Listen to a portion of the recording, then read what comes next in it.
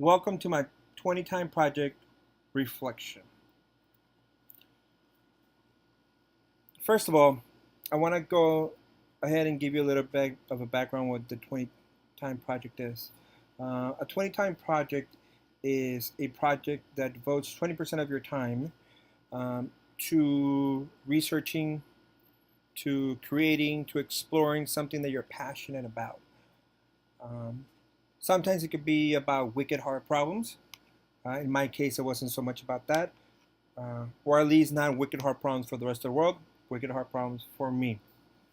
My 20 time project was a work of passion, a work of challenge that had been in me for 17 years. And the reason I say that is because 17 years ago, I ended up buying a guitar, an electric guitar, and I promised myself that I was going to teach myself how to play it.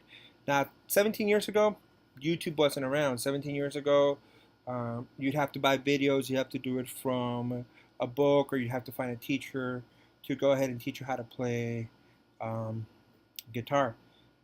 Fast forward to about 10 years ago, and YouTube began its process of recreating how we learn about pretty much everything out there. So the project that I decided to do was for my 20 time project was to how to play a song on the acoustic guitar.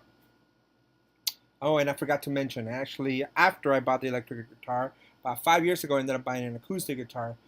Not knowing how to play the electric guitar, I decided that maybe it was because the guitar was the one that was causing me the issues for learning. But as I discovered with the 20 time project, it was not the guitar itself, it was the learner itself that was having the issues with learning.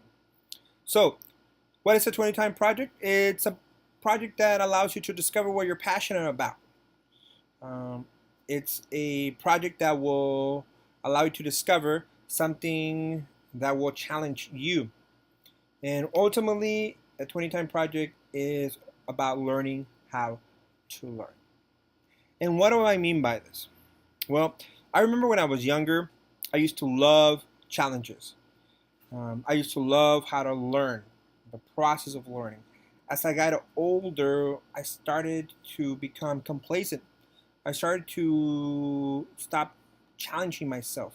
Or if I did, it was on something that I kind of had an idea how to solve already. It wasn't something that I had no clue how to solve.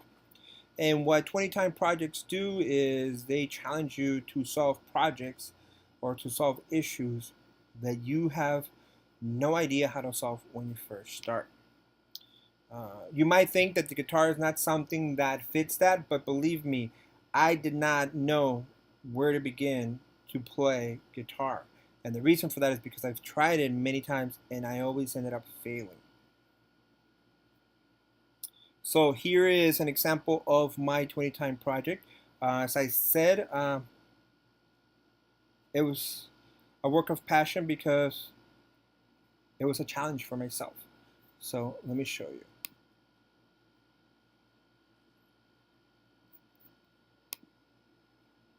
Alright, try like 300. Let's see. What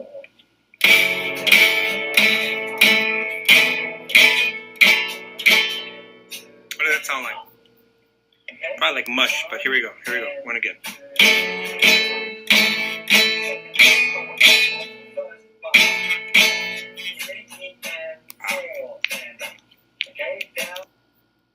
As you can hear in the background, I was using YouTube to learn how to play this song. I believe that YouTube is a way, or not YouTube, but something like YouTube, maybe in the future, is a way that most of us will learn how to do many things and how to solve many problems. Um, you may think that what you heard was mush, like I said in that video, but for me, it sounded like an actual song. And the reason being is that I've never gotten that far. And that's what the 20 time project did for me.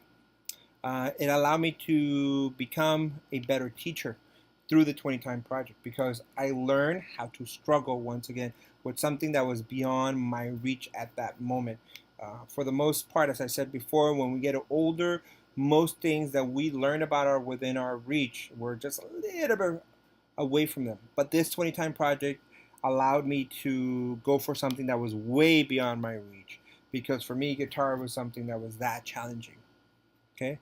The other thing that 20 time project did for me, and why people should be doing these type of projects, is because it allowed me to learn something and revise my own learning connections. So when something didn't work, I tried something else. I went through 3 to 4 different YouTube videos, and each one of them I learned something new until I got to the one that I felt more comfortable learning with.